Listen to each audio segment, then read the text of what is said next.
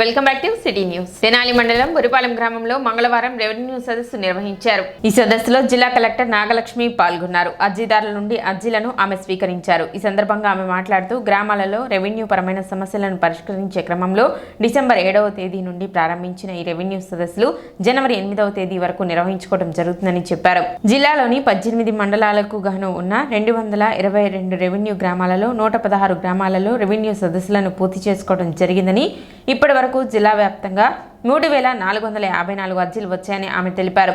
ప్రతి సదస్సుకు సుమారు 100 నుండి 150 అర్జీలు వస్తున్నాయని, వాటిని 100% పరిష్కరించే విధంగా కృషి చేస్తున్నట్లు కలెక్టర్ నాగలక్ష్మి వెల్లడించారు. కార్యక్రమంలో Tenali sub collector Sanjana Simha, trainee collector Ashok Pawar Swapnil, Tenali MRO Gopalakrishna, పలువురు ప్రజాప్రతినిధులు, అధికారులు పాల్గొన్నారు. తొలుత గ్రామంలో ఎన్టీఆర్ భరోసా పింఛన్లను కలెక్టర్ నాగలక్ష్మి లబ్ధిదారులకు అందజేశారు.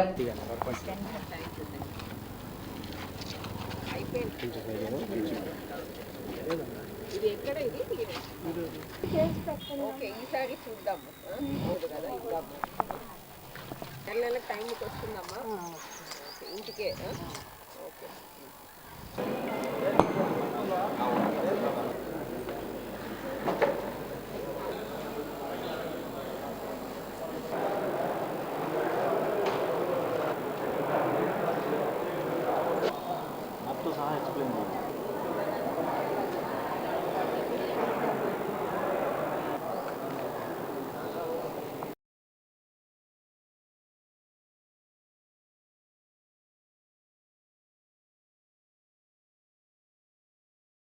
జిల్లాలో ఈ రెవెన్యూ సదస్సులు అనే కార్యక్రమము మనం డిసెంబర్ 7వ తారీఖు మొదలు పెట్టుకోవడం జరిగింది. మనకి ఈ కార్యక్రమము జనవరి 8వ తారీఖు వరకు కూడా ఉంది. జిల్లాలో ఉన్న 18 మండలాల్లో ఉన్న అన్ని రెవెన్యూ గ్రామాలు, దాదాపు 222 గ్రామాల్లో ఇప్పటికే 168 గ్రామాల పైన ఈ సభలు కంప్లీట్ చేయడం జరిగింది. ఇవాళ ఈ కార్యక్రమంలో భాగంగా ఇక్కడ తెనాలి బురిపాలెంలో అటెండ్ అవ్వడం జరిగింది.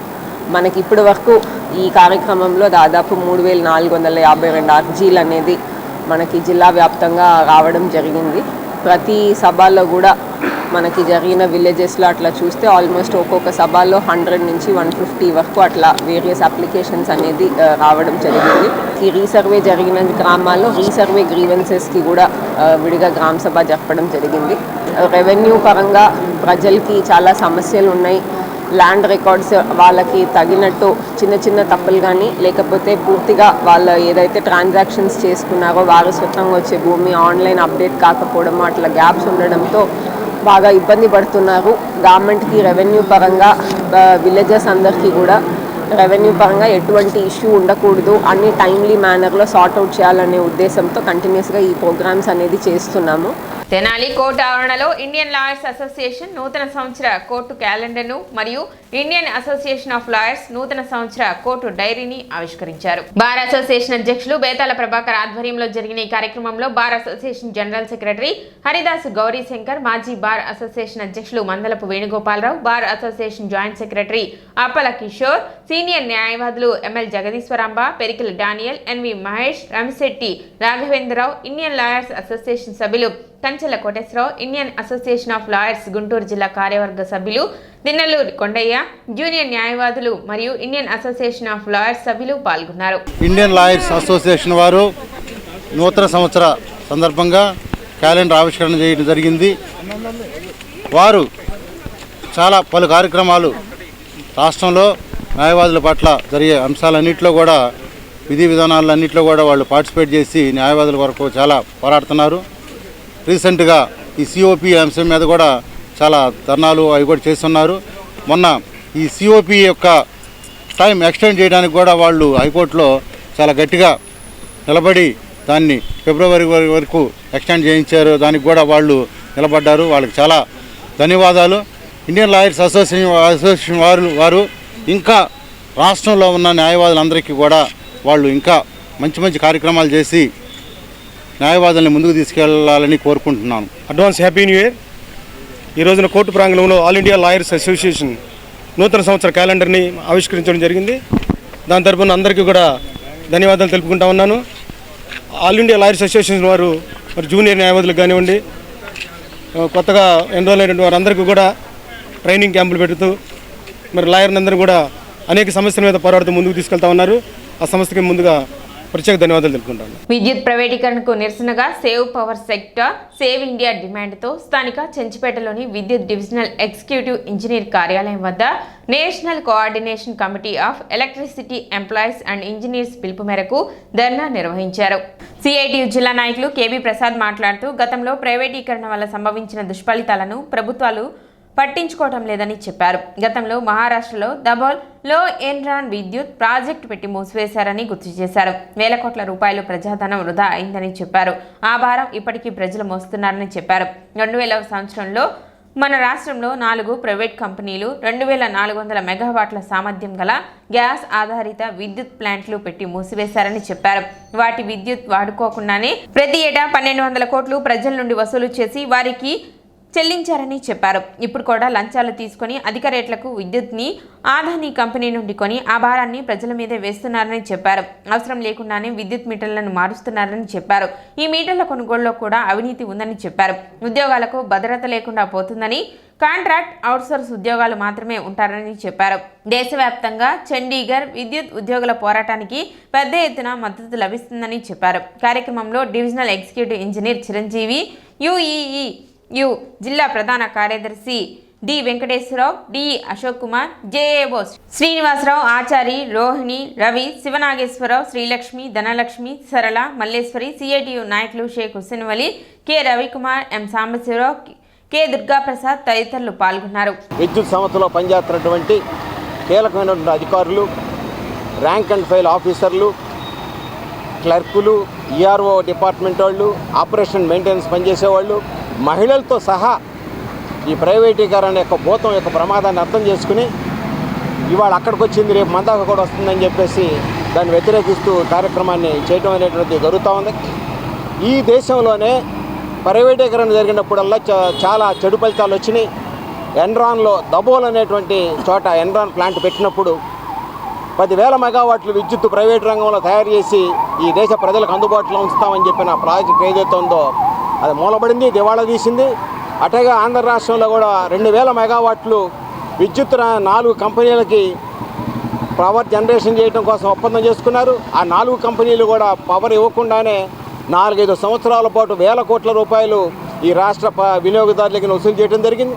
ఇక్కడ ఉండేటువంటి మేధావులైనటువంటి అధికారులు కోర్టుకు వెళ్ళి స్టే తీసుకొచ్చి ఆ ప్రమాదాన్ని నుంచి ఈ రాష్ట్ర వినియోగదారులను కాపాడటం జరిగింది. ఆ రకంగా విద్యుత్ రంగంలో పనిచేస్తున్నటువంటి కీలకమైన అధికారులు కూడా ప్రజల మీద భారం పడకుండా విద్యుత్తు అనేటువంటిది ఏ మేరకు సాధ్యమైతే ఆ మేరకు ప్రజలకి చౌకగా అందుబాటులో ఉంచడానికి ప్రయత్నం జరుగుతూ ఉంది. పట్టణ గంగానమ్మపేటలోని శశి గ్రూప్స్ నందు నూతన సంవత్సరం సందర్భంగా కేక్ మేళా నిర్వహించారు. శశి గ్రూప్స్ అధినేత ఉప్పల వరదరాజులు ఈ మేళాను ప్రారంభించారు. గత 35 సంవత్సరాలుగా శశి గ్రూప్స్ ద్వారా తెనాలి ప్రాంతానికే కాక అనేక ప్రాంతాలలో తమ ఉనికిని చాటుకుంటున్న శశి గ్రూప్స్ వ్యాపారానికి తోడ్పాటును అందిస్తున్న వినియోగదారులకు ఈ సందర్భంగా ఉప్పల వరదరాజులు ధన్యవాదాలు తెలిపారు. తొలుత వివిధ అలంకారాల్లో ప్రదర్శనగా ఉంచిన కేక్స్ చూపరలను కనువిందు చేశాయి.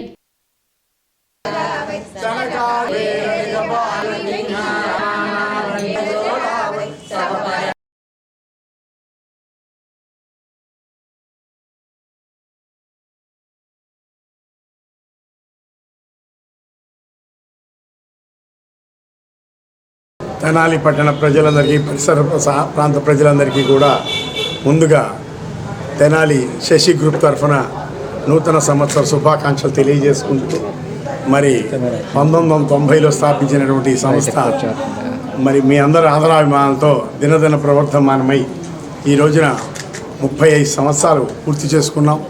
అదే సందర్భంలో మరి 1998 నుంచి ఈ రోజు వరకు నిరంతరాయంగా ప్రతి సంవత్సరం వార్షికంగా కేక్స్ మేళా నిర్వహిస్తూ ప్రజలందరికీ కూడా వాళ్ళకి కావాల్సిన అభిరుచుల మేరకు వాళ్ళకి కావాల్సినటువంటి మోడల్స్, అట్లాగే టేస్ట్లో కానీ, క్వాలిటీలో కానీ, క్వాంటిటీలో కానీ ఫుల్ హైజెనిక్లో ఎక్కడా కూడా ఏ సంవత్సరం కూడా కేకు బాగలేదనేటువంటి సమస్య లేకుండా చాలా మంచి క్వాలిటీతో ఈరోజు వరకు ఇస్తున్నాం. కాబట్టి ప్రజలందరూ కూడా మమ్మల్ని ఆదరిస్తున్నారు. తెనాలి పట్టణ ప్రజల ఆశీస్సులతోటే మా సంస్థ ఈ రోజున 27వ వార్షికోత్సవం చెప్పాలంటే ఇది కేక్స్ మేళా, కానీ బేకరీ స్థాపించి 90లో స్థాపించాం. ఇవాటికి మరి 35వ సంవత్సరం వచ్చింది. ఇంతటి అభిమానం చూపిస్తున్న ప్రజలందరికీ కూడా ధన్యవాదాలు తెలుపుకుంటూ గుంటూరు జిల్లా ఆర్యవైశ్య యోజన సంఘం మరియు వాసవి యూత్ తెనాలి ఆధ్వర్యంలో సేవా కార్యక్రమాలు నిర్వహించారు. ఇందులో భాగంగా పట్టణ నాజర్పేటలోని మన ఇల్లు వృద్ధాశ్రమం నందు నూతన సంవత్సరం సందర్భంగా నిత్యావసర సరుకులు మరియు వృద్ధులకు పండ్లు పంపిణీ చేశారు. కార్యక్రమంలో పొత్తూరి చంద్రఫణి కుమార్, కొప్పరూరి హరికిషోర్, చుండూరు రాజ్ కుమార్, ఇమ్మడి దుర్గా ప్రసాద్, కొల్లిపుర ప్రభాకర్ కుమార్, కోట సుబ్రహ్మణ్యం, పొత్తూరు శిరీష, మాజిటి ఠాగూర్, సాయిబాబు తదితరులు పాల్గొన్నారు. ఆర్యవైశ్య యోజన సంఘం గుంటూరు జిల్లా మరియు వాసవి యూత్ సమక్షంలో మా పుత్తూరు ఫణి గారు, వారి భార్య, మా మిత్రులు అందరం కలిసి నాజర్పేటలో మన ఇల్లు ఆశ్రమంలో వాళ్ళకి నిత్యావసర సరుకులు, పళ్ళు ఇవ్వడం జరిగింది. నూతన సంవత్సరం సందర్భంగా ఈ కార్యక్రమాన్ని నిర్వహించాం. ఇందులో భాగంగా తెనాలి వాస్తవ్యులందరికీ కూడా నూతన సంవత్సర శుభాకాంక్షలు. సిటీ న్యూస్ ముగించే ముందు ముఖ్యాంశాలు మరోసారి.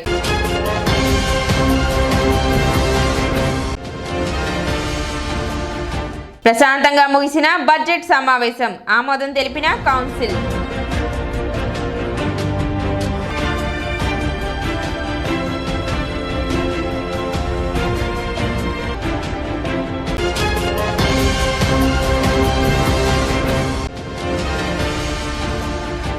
అన్నదాతకు అండగా కూటమి ప్రభుత్వం రైతులకు సమయం వృధా కాకుండా ఎరువులు అందించేలా చర్యలు. ఆంధ్రప్రదేశ్ రాష్ట్ర ఆహార పౌర సరఫరాల శాఖ మంత్రి నాదెండ్ల మనోహర్.